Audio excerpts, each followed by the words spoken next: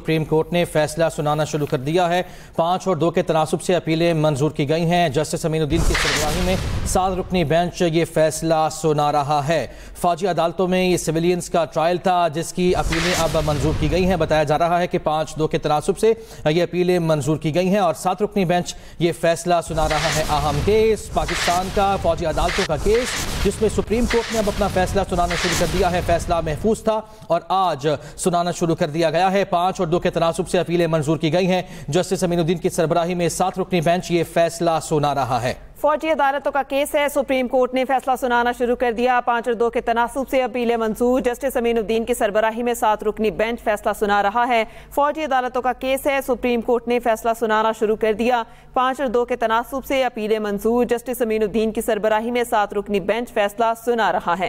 فوجی عدالتوں کا کیس ہے، سپریم کورٹ نے فیصلہ سنانا شروع کر دیا۔ 5 اور 2 کے تناسب سے اپیلیں منظور۔ جسٹس امین الدین کی سربراہی میں 7 رکنی بینچ فیصلہ سنا رہا ہے۔ جسٹس امین الدین کی سربراہی میں 7 رکنی بینچ فیصلہ سنا رہا ہے۔ آپ کو بتائیں سپریم کورٹ نے فوجی عدالتوں میں سویلینز ٹرائل کیس کا فیصلہ سنانا شروع کر دیا۔ جسٹس امین الدین کی سربراہی میں 7 رکنی بینچ یہ فیصلہ سنا رہا ہے۔ 5 اور 2 کے تناسب سے فیصلہ جسٹس امین الدین کی سربراہی میں 5 رکنی بینچ اس کو تناسب سے اپیلیں منظور ہیں۔ فوجی عدالتوں کا کیس سپریم کورٹ نے فیصلہ سنانا شروع کر دیا۔ محفوظ فیصلہ جسے سنانا شروع کر دیا گیا ہے۔ 5 اور 2 کے تناسب سے اپیلیں منظور۔ جسٹس امین الدین کی سربراہی میں 7 رکنی بینچ فیصلہ سنا رہا ہے۔ اور بتایا جا رہا ہے کہ جسٹس امین الدین کی سربراہی میں 7 رکنی بینچ یہ فیصلہ سنا رہا ہے اور 5-2 کے تناسب سے اپیلیں منظور کی گئی تھیں۔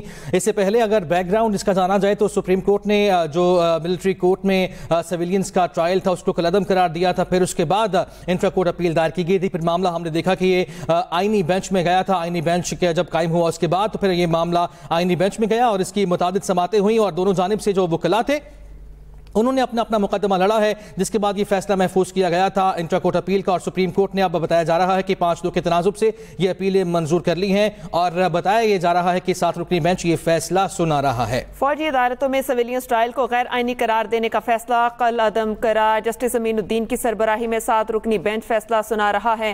5 اور 2 کے تناسب سے اپیلیں منظور۔ فوجی عدالتوں کا کیس سپریم کورٹ نے فیصلہ سنانا شروع کر دیا۔ 5 اور 2 کے تناسب سے اپیلیں منظور۔ جسٹس امین الدین کی سربراہی میں 7 رکنی بینچ فیصلہ سنا رہا ہے۔ فوجی عدالتوں میں سویلینز ٹرائل کو غیر آئینی قرار دینے کا فیصلہ کل عدم قرار۔ فوجی عدالتوں کا کیس سپریم کورٹ نے فیصلہ سنانا شروع کر دیا۔ 5 اور 2 کے تناسب سے اپیلیں منظور۔ جسٹس امین الدین کی سربراہی میں 7 رکنی بینچ فیصلہ سنا رہا ہے۔ فوجی عدالتوں میں سویلینز ٹرائل کو غیر آئینی قرار دینے کا فیصلہ کل عدم قرار۔ جسٹس امین الدین کی سربراہی میں 7 رکنی بینچ یہ فیصلہ سنا رہا ہے۔ فوجی عدالتوں میں سویلینز ٹرائل کو غیر آئینی قرار دینے کا فیصلہ کل عدم قرار۔ فوجی عدالتوں کا کیس سپریم کورٹ نے فیصلہ سنانا شروع کر دیا۔ 5 اور 2 کے تناسب سے اپیلیں بھی منظور۔ جسٹس امین الدین کی سربراہی میں 7 رکنی بینچ فیصلہ سنا رہا ہے۔